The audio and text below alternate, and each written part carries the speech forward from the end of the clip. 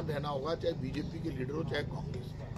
हमारे यहाँ की परंपरा रही है, जब बीजेपी का नेता और कांग्रेस का नेता आमने सामने से निकलते हैं और कहीं ऐसी टकराव की पोजीशन होती है तो हम उसको दूर करते हैं। तो हमें ये सबको सावधान रहना होगा और इसको शांत करना होगा। राजस्थान में ऐसी परंपरा नहीं रही। देखो सब जगह मैं अंदर जा रहा था, कोरोना में आईसीयू में जा रहा था, लोगों की डर नहीं रहा था, खुद के हो गया उसके बाद भी गया।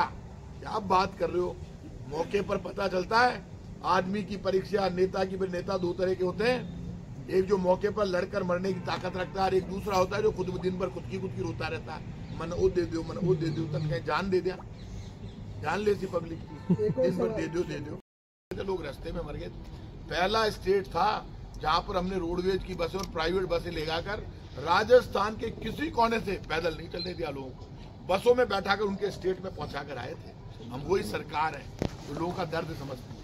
जगह जगह सेंटर खोल दिए, एसडीएम की ड्यूटी लगाई, चीफ मिनिस्टर ने कहा कोई भी करेगा। मैं खुद ट्रांसपोर्ट मिनिस्टर था, ये आप भूल गए वो काम। हम बसों में बैठा बैठा के पहुंचा रहे थे, लोगों को जूते चप्पल तक पहनाई हम लोगों ने, नंगे पांव चल रहे थे, रो रहे थे लोग, तब भाग गए थे ये लोग। कोई काम छोटा मोटा नहीं था।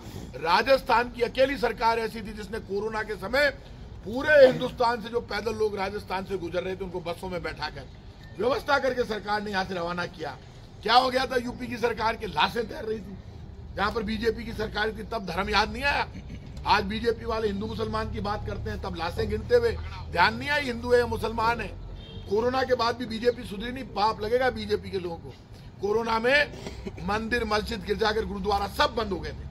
बताए बीजेपी वाले धर्म के ठेकेदार कोरोना में अंदर क्यों घुस गए थे, बाहर क्यों नहीं थे? तब प्रताप सिंह सड़कों पे घूम रहा था। कहाँ थे बीजेपी वाले? डायलॉग बाजी करना आसान है भाई साहब, बाहर निकल के काम करना बड़ा मुश्किल है। मैं उदयपुर गया, मुझे अस्पताल में लोगों ने कहा आज तो गवर्नर बन गए कटारिया साहब, एक दिन नहीं गए थे तब तक। जयपुर में एक एमएलए इनका बाहर नहीं निकला। मैं रोज एसएमएस ईएसआई हॉस्पिटल, बड़ा भाई कुछ भी करे उसको छोटा भाई पूछ नहीं सकता। करण सिंह जी से कोई पूछ सकता है क्या? करण सिंह जी जो करे वो ऑलवेज राइट। हमें सावधान रहना चाहिए। थोड़ी मिनट में आपको आपकी क्लियर कर देता हूं। देश की आजादी को 76 वर्ष हुए, जयपुर की बसावट को 400 वर्ष हुए, मेरा गांव 700-800 वर्ष पुराना है, आमेर हजारों वर्ष पुराना है। तो आप मुझे ये बताइए, इस चार दीवारी में 400 वर्ष से हिंदू मुसलमान सिख ईसाई फारसी जैन और दुनिया की और भी जातीय धर्म के लोग रहते हैं जिनको राजा ने यहाँ लाकर बसाया। 400 वर्ष पहले जब राजा आमेर में था, पता करना हिस्ट्री है, ये हाथों से लिखी हुई मिलेगी, आपको दिखा दूंगा मैं। तब भी यहाँ हिंदू मुसलमान सिख ईसाई रहते थे इसी चार दीवार, इन्हीं मकानों में रहते थे। चीतों का मोहल्ला, ठटेरों का मोहल्ला, बिसायतियों का मोहल्ला, ये सब राजा ने बसाए। मंदिर मस्जिद गिरजाघर गुरुद्वारा जयपुर की शान है, जो 300-350 साल पुराने चार दीवारी मिलेंगे और आमेर में हजारों वर्ष पुराने मिलेंगे। अब ये कह रहे हैं पलायन हो रहा है, तो हिंदू या मुसलमान दोनों चार दीवारी से बाहर आए, अपने मकान बनाए, तो उसमें हिंदू भी बाहर आ रहा है और मुसलमान भी आ रहा है। ऐसा नहीं है कि मुसलमान तो अंदर जा रहा है। अरे मेरी बात सुनिए यार, जो सच बात है, अरे मेरी छोड़ो यार, मैं 76 वर्ष के पहले जा रहा हूँ। देश की आजादी को सिर्फ 76 वर्ष में, 76 वर्ष। कांग्रेस बीजेपी हमारी उम्र 76 वर्ष है, बीजेपी की 40 साल, हमारी ज्यादा है, 100 वर्ष मान लो। हमारे से पहले भी जयपुर था। ये हिंदू मुसलमान सिख ईसाई मेरे गांव में भी थे, यहाँ भी है। बीजेपी की दुकान जब बंद होने लगती है, बीजेपी का सामान जब कम होने लगता है, तब बीजेपी झूठ का सहारा लेती है। वो चला गया, वो आ गया, कोई किसी को निकाल रहा है क्या? अब मेरे गांव में भी मेरा मकान है, मैंने यहाँ भी बनाया। मेरे गांव में हिंदू मुसलमान सब रहते हैं, वो भी जयपुर में मकान बना रहे हैं। और सिटी वाले, मैं आपको हिंदू बता दूं, इसी सिविल लाइन्स में इतने जो वहां से यहाँ पलायन करके इधर आ गए, वो झोटवाड़ा चला गया। सब जब परिवार बढ़ता है तो आते हैं। अब ये बात कोई मीडिया का मुद्दा तोड़ना है, बीजेपी का मुद्दा है। इसलिए आप बीजेपी कांग्रेस में मत बंटो, आप तो सच के साथ रहो। सच के साथ रहोगे, आपको सच्चाई सामने आ जाएगी। वो खाएंगे वो जो नेताजी इनके बड़े बड़े डायलॉग मारते हैं 70 mm के पर्दे पर, ये हो गया वो हो गया, यूं सूट को यूं करे यूं करे यूं करे। तो नेताजी के मुंह के ऊपर कपड़ा चल रहा है काला। कहाँ है राष्ट्रीय प्रवक्ता? हवा निकाल दी बीजेपी के कार्यकर्ताओं ने। आपकी अंडरस्टैंडिंग नहीं है। और वहां काय को मिठाई का डब्बा लेके परोस रहे थे। मेरा कोई विरोध करे, मैं भली मिठाई नहीं खिलाऊं, मैं हटा इसको, दम रखो भैया, ऐसे नहीं लड़े जाते हैं। मिठाई खिला रहा है तो धक्का दे रहे हैं, क्या है ये बेइज्जती है? ऐसे होती है पॉलिटिक्स, मतलब हद है, इतने बड़े बड़े डायलॉग। इसलिए बीजेपी वाले जो इतनी ऊंची ऊंची देते हैं ना, उतनी ऊंची बात तो करते हैं, उड़ान उतनी ऊंची नहीं भरते, खट देने से नीचे आ जाता है इसका। बीजेपी का आधार पर चुनाव नहीं लड़ रही।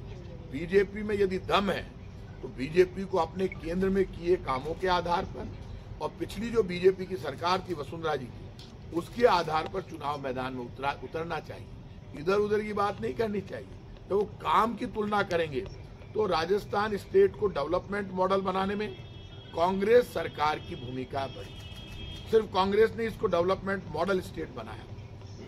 पब्लिक वेलफेयर में सारा काम कांग्रेस की सरकार ने किया। बीजेपी कभी ऐसा मॉडल लागू नहीं कर पाई जिसमें ओपीएस लागू हो गया हो। हर कर्मचारी, हमने ओपीएस शुरू कर दी, पहला राज्य जहां ओल्ड पेंशन स्कीम लागू कर दी गई। अब कर्मचारी का परिवार अपने आप को सुरक्षित महसूस करता है।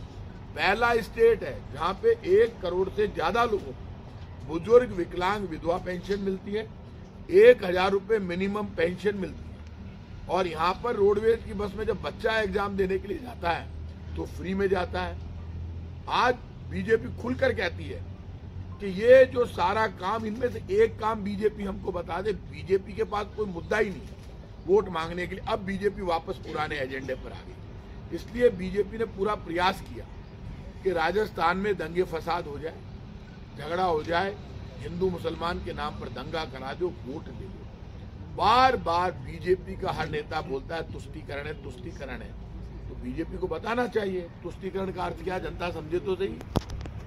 बीजेपी वाले क्या बता दे, आप बताइए। अशोक गहलोत कौन है जो अष्टमी की पूजा करता है?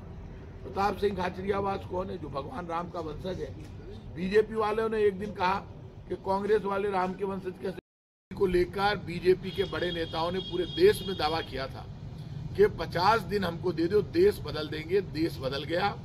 500 और 1000 के नोट बंद हो गए। पूरे देश में मनी क्राइसिस खड़ा हो गया। लोग लाइनों में खड़े खड़े मर गए। 50 दिन के बाद देश के हालात और ज्यादा बिगड़ते गए। मनी क्राइसिस आया, गरीबी बढ़ी, बेरोजगारी बढ़ी और काला धन लाकर और कहा गया था कि उससे देश के हालात सुधर जाएंगे। काला धन आया नहीं। उसके बाद नया काम कर दिया कि 50,000 करोड़ रुपए जो नए नोट छापने में खर्च हुए थे 2000 के नोट छापने में, वो 2000 का नोट भी बाद में बंद कर दिया।